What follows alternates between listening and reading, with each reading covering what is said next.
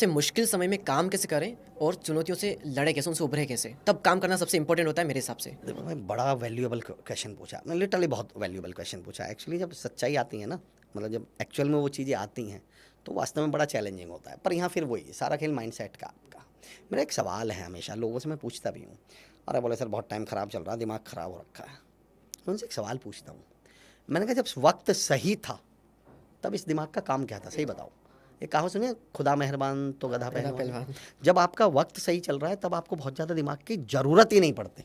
दिल पे हाथ रख के बताओ सर, इस दिमाग की सबसे ज़्यादा जरूरत कब थी?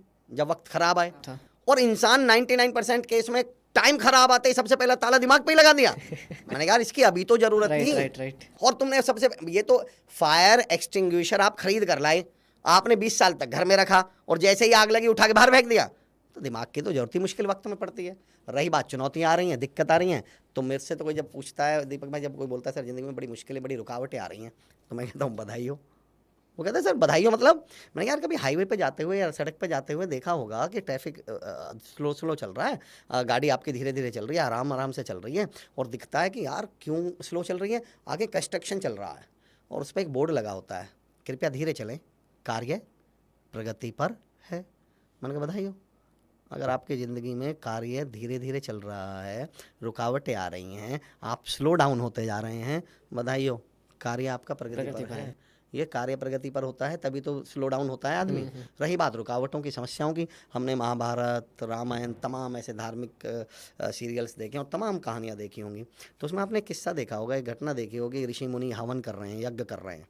तो जैसे ही वो ऋषि मुनि हवन और यज्ञ करने बैठते हैं तो उसमें क्या आने लगती हैं? बाधाएं या रुकावटें। और राक्षस या दुष्ट लोग उसमें क्या करने लगते हैं? बाधा या रुकावटें डालने लगते हैं। तो जब मैं कहता हूँ जब भी आपके काम में बाधा और रुकावट आए तो दो बातों की खुशी मनाइएगा। बोले जी किस चीज़ की? कि पहली कि आप कोई महान काम कर रहे हैं, यज्ञ कर रहे हैं, हवन कर रहे हैं, महान कार्यों में बाधाएं आती हैं, पहली बात तो ये। और इससे बड़ी खबर दे दूं आपको, इसका मतलब आप ऋषि मुनि या देवता हैं। राक्षसों के काम में बाधाएं नहीं आती हैं। आपने कभी सुना है कि राक्षस कार्य कर रहे थे उसमें बाधाएं आ गई?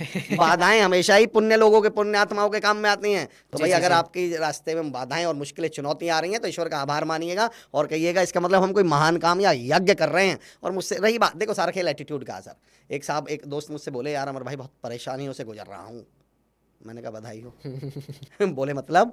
मैंने कहा तुमने कहा कि मैं परेशानियों से गुजर रहा हूँ, अगर मैं आपसे कहूँ दीपक भाई कि मैं इस कमरे से गुजर रहा हूँ तो 2 मिनट बाद मैं इस कमरे में रहूँगा, बाहर निकल जाएंगे। तो मैंने कहा बधाई हो, आप परेशानियों से गुजर रहे हैं।